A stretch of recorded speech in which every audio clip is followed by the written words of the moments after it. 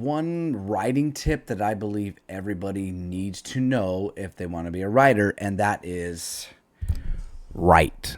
Just write.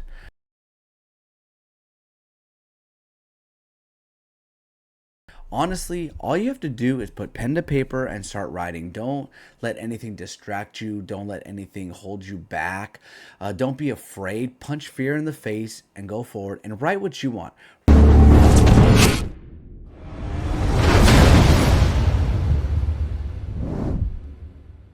Write the story you want to tell and don't care about what others think. Because if you write for others, your story will never be amazing. It'll never be, oh, so tremendous. But if you write from your heart, you write from what you want to create yourself, you're limitless and you can do anything you want and anything you desire.